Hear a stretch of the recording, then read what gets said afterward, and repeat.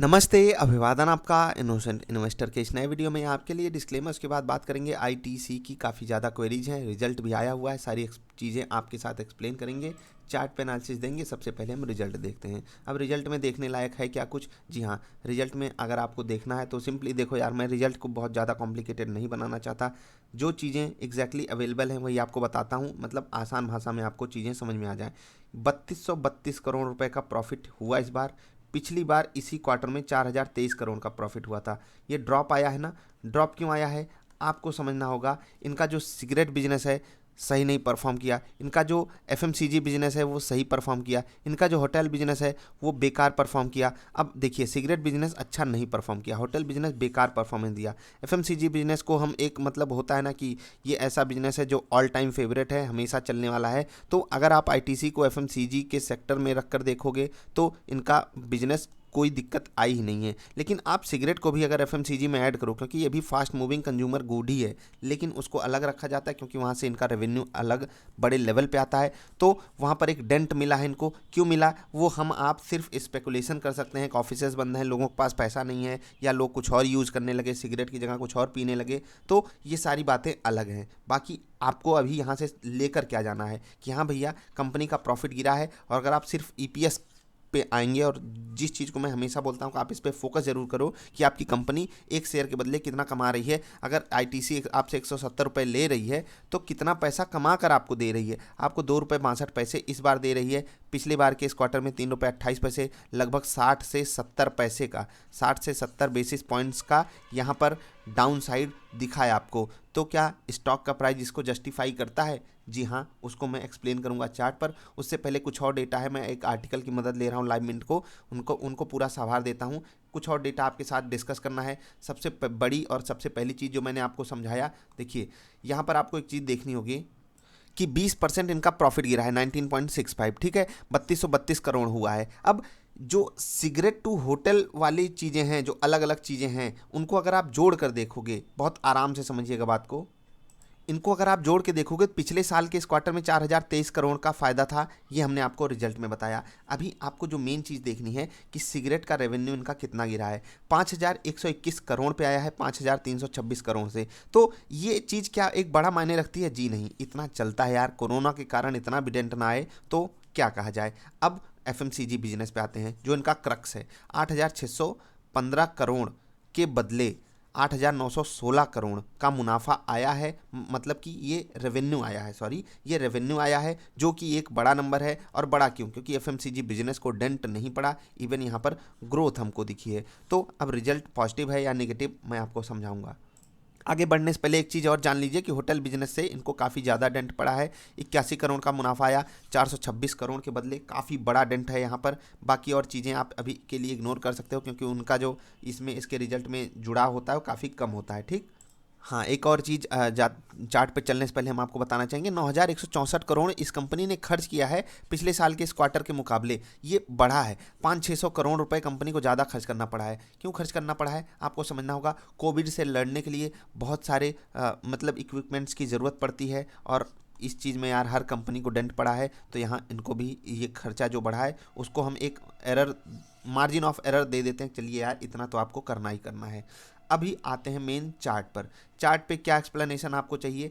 Chart पर आप लोगों को क्वेरी ये है कि हम ये स्टॉक नया खरीदें या हमारे पास ऊपर की पोजीशन पे है, तो हमें क्या करना चाहिए। तो ऊपर वालों को जो मैंने इससे पहली वीडियो बनाकर डाली हुई थी, आपको एक चीज़ समझाई थी कि आपके पास स्टॉक लेने का एक टाइम होता है, और स्टॉक लेने के बाद एक टाइम होता है उसको देने के लिए। अब ये दोनों टाइम आपके पास एम्पल अमाउंट में होने चाहिए। क्यों? क्योंकि जब आपको कोई स्टॉक लेना है तो भी आपके पास समय चाहिए। समय का मतलब आपको समय देखना होगा। आप आईटीसी यहाँ खरीद लोगे, यहाँ खरीद लोगे, यहाँ खरीद लोगे तो तकलीफ होगी। क्या यहाँ खरीद लोगे? जी नहीं। यहाँ पर लेने के लिए आपको किसी स्किल की ज़रूरत नहीं है, आपको लक की ज़रूरत है। अगर आपको स्किल यूज करनी है तो आपको, जब एक गिरावट होगी, मैंने आपको रूल समझाए हुए हैं, अन्य वीडियोस देखेंगे तो आपको समझ में आएगा कि हमको यहाँ से स्टॉक को खरीदना चालू करना है, और जब जितना हमको गिरावट मिल जाए उतना अच्छा हम लेंगे। उसके बाद जब एक अपसाइड मूव आता है तो हमें प्रॉफिट भी बुक करना है, 20% मूव पे, 25% मूव पे। ये होता है ब्लू चिप कंपनियों के साथ, ठीक है।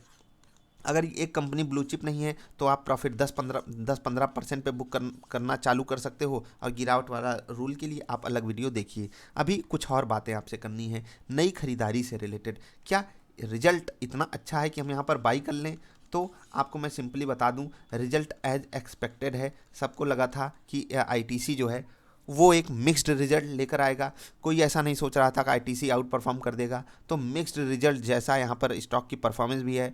रिजल्ट आने से पहले एक रेंज में था, रिजल्ट आने से जस्ट पहले एक मोमेंटम आया, और रिजल्ट के आने से एक दिन पहले देखिए गिरावट भी आई है। अब ये चीज़ें आपसे क्या कहती हैं कि लोग अनसर्टेन हैं इसमें, तो आपको भी अनसर्टेन होना है, आपको सिर्फ वैल्यू बाइंग करनी है। मैंने आपसे ईपीएस की बात कही, चलिए मान लेता हूँ आईटीसी आपको 3 रुपये कमा कर दे रही है, तो क्या आप इतने ईपीएस वाले कंपनी में घुसना चाहोगे? कंपनी में कोई दिक्कत नहीं है, कंपनी यार क्या कहें। अभी आपको एक एग्जांपल मैं दे देता हूँ रिलायंस का। आप लोगों को लगता होगा कि आपने जो स्टॉक ले लिया वो भाग क्यों नहीं रहा है। कुछ लोगों की कहानी, चाहे आप आलोक लेकर बैठे हो, चाहे यस बैंक लेकर बैठे हो, मैं कुछ नहीं कह रहा कि ये अच्छे हैं या बुरे हैं। मैं एक स्टॉक की बात करता हूँ। आज सब उस स्टॉक मतलब शेयर बाजार का राजा बन चुका है। कौन? रिलायंस। ठीक, सबसे बड़ी कंपनी है अपने बाजार की। एक चीज़ आपको यहाँ पर देखनी होगी, ये रेट आपको दिख रहा है, ये वाला रेट, आप हाई इसका देखिए। यहाँ पर मैं आपको दिखा देता हूँ, हाई आप यहाँ पर देखिएगा, मैं समझा रहा हूँ बात को। इस कैंडल का हाई आप देख रहे हैं 816 रुपये, और यहाँ पर देखिए इस कैंडल में यहाँ पर देख रहे हैं, मतलब यहाँ पर आकर के कौन? रिलायंस। ये डेट आप देखिए, यहाँ पर आकर के उसने 2008 वाले हाई को क्रॉस किया है। ये बातें आप में से बहुत सारे लोगों को पता होंगी, लेकिन आप देखिए किसी कंपनी को 10 साल लग जाते हैं, जो आज भारत की सबसे बड़ी कंपनी बनकर बैठी है, उसको 10 साल लग जाते हैं अपने सेम रेट को वापस रिगेन करने में, और वहाँ से 3x हो जाने में उसको 3 साल भी नहीं लगते। तो सोचिए, ये स्टॉक मार्केट है कि आपको 10 साल लग गए अपने सेम रेट को वापस पाने में, मतलब कॉस्ट टू कॉस्ट आने में, ठीक है, और उसके अगले 3 साल में आप 3 गुना हो जाते हो, 800 से 2400 पहुंच जाते हो। तो ये कहानी स्टॉक मार्केट की है। आपको पहले तो सही समय पे लेना आना चाहिए। अगर आपने यहाँ पर ले लिया तो आपको यहाँ पर एग्जिट मिलता कॉस्ट टू कॉस्ट। अगर आपने बहुत सही रेट पे लिया तो आप कहीं भी एग्जिट पा सकते हो। तो सही रेट लेने के लिए अलग अलग कलाएं सीखिए, खूबियाँ आपके पास होनी चाहिए, नहीं तो आपकी तकलीफ बढ़ जाती है। मैंने रिलायंस का एग्जाम्पल आपको क्यों दिया, इसका सिंपल सा कारण ये है, आईटीसी में लोग बोर हो चुके हैं। बोर किस लिए? देखो भैया, मैं आपको डिस्क्लेमर दे रहा हूँ, मेरे पास पर्सनल पोर्टफोलियो में ये स्टॉक पड़ा हुआ है। किस रेट पे पड़ा है उसके लिए आप अन्य वीडियोस देखेंगे, आपको समझ में आएगा। अभी अगर आप समझेंगे तो हम पर्सनली बता रहे हैं ये लॉस में है, लेकिन हमारा लॉस कोई बड़ा लॉस नहीं है, लेस देन 10% है। अब ये लेस देन 10% लॉस का मतलब क्या है कि हमने सही जगह लिया है, लेकिन क्या हम यहाँ पर प्रॉफिट में हो सकते थे? जी नहीं, क्योंकि ये स्टॉक एक क्लियर डाउन ट्रेंड में है। मैं आपको समझा देता हूँ, जब भी कोई अच्छी कंपनी होती है, एक डाउन ट्रेंड में होती है, तो वहाँ पर आप कुछ नहीं कर सकते हो। आपके पास चारा क्या बचता है? अगर आपने यहाँ पर भी स्टॉक लिया है, यानी कि 2014, यानी कि आज से 4-5-6 साल पहले, तो भी आप 10% 15% के नुकसान पे बैठे हो। मैं चाहे जो भी बात आपको समझाऊं, यहाँ पर लेकर हमने गलती नहीं की। ठीक, अभी ये स्टॉक ऊपर गया है, हमने यहाँ पर बेचकर गलती की या नहीं, वो पर्सनल लेवल पे डिसाइड होगा, लेकिन यहाँ पर ये स्टॉक लेने लायक है या नहीं, उसके लिए आपके पास ढेर सारे ऑप्शन अवेलेबल हैं। क्या इससे बेटर स्टॉक्स अवेलेबल हैं? जी हाँ, अवेलेबल हैं। क्या अगर हमारे पास है तो हम इसको बेच दें? जी नहीं, क्योंकि कौन सा स्टॉक कब परफॉर्म करे, किस स्टॉक को कब ट्रिगर मिल जाए, कोई मतलब हम ढूंढ ही नहीं सकते ये वाला। तो आपको बने रहना है। फ्रेश खरीदारी के लिए मैंने रूल बनाए हुए हैं, इससे पहले वाली वीडियो देखिएगा, सस्ता स्टॉक कैसे खरीदें। वो वीडियो कमाल की है, आपको काफ़ी सारी चीज़ें पता चलेंगी, आप इस बाज़ार में सस्ती चीज़ें खरीदने लग जाओगे। आईटीसी जब सस्ता होगा आप दबा के माल उठाइए, कंपनी में कोई दिक्कत नहीं है। रिजल्ट एवरेज है, रिजल्ट को ना मैं थम्सअप दे रहा हूँ, ना ही डाउन साइड दे रहा हूँ।